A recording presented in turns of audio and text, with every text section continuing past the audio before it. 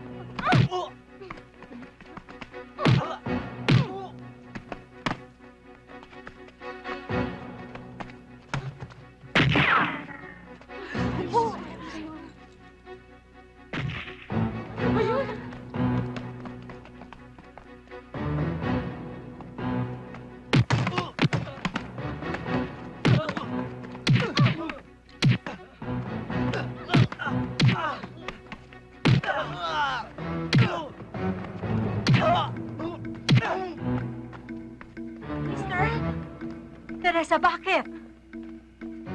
Anong nangyari? Bakit? Hinahabol ho kami ng mga tauhan ni Mayor Alvarez.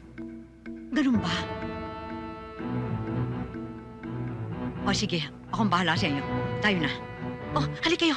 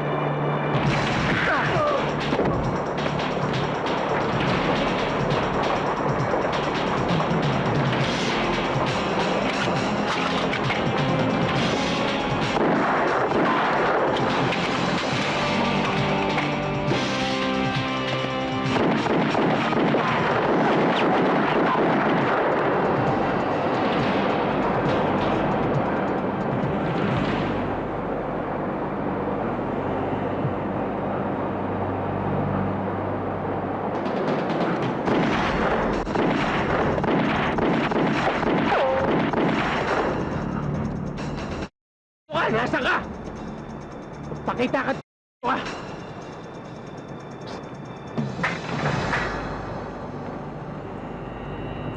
Alam mo, ang barilan, minsan arithmetic din yan. Halika na dito sa kabila. Hindi ganyan. Hindi ganyan. Tapusin natin to! Ay. Next time na lang. Kanina pa tayo naghabulan eh. Pagod na ako.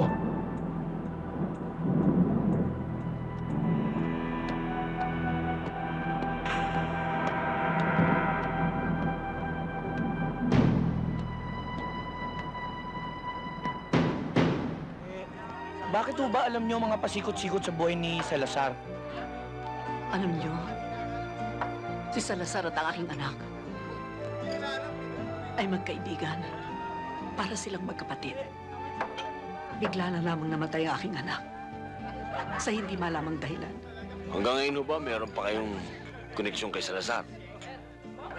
Hindi ba ikaw nangungulekta ng tong dito sa lahat ng nightclub sa Baguio? Ako lamang hindi mo kinakolektahan. Ano sa palagay mo? Alam ko kung ano nandito sa puso ni Salazar, sa isip at kung saan siya nandoon. Kaya kung ako ikaw, Ben, layuan mo na siya kung ayaw mo magkita tayo sa morgue. Teka muna, ginugulo mo naman ako eh. Nung binasaan mo ako ng bara rito, ang sabi mo sa akin, liligaya ako. Tapos sasabihin mo, makikita mo ako sa morgue, oh, gulo naman eh. Hoy, kung talagang ayaw mo magkita tayo sa morgue, Makinig ka sa akin. Layuan mo siya. At sinasabi ko sa'yo, liligaya ka. Bakit hindi na lang kami ang paligayahin mo? Hoy! Na magsabog ang ating Panginoon dito ng kapangitan at kasamang ugali. Kayo ang sumahod, dram-dram! Kabastusan pala. Di pa kita nagsa sa kanya ang kabastusan. Utol, tol. Huwag naman eh. Parang airmat ko na yan eh. Gusto pa maging bida itong isa. Ben, pumapayag kang maging utol nito? Eh, ang gwapo-gwapo nito. Mukhang grasa, oh. Grasa.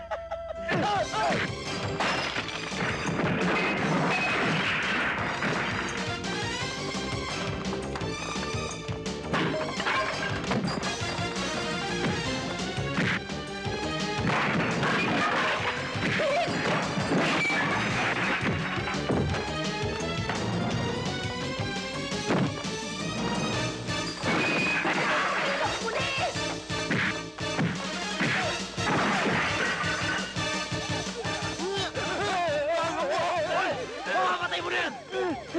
Ben! Ano ginagawa niyo dito? Malis na kayo! Ako na para sa mga pulis dito! Berta! Ha?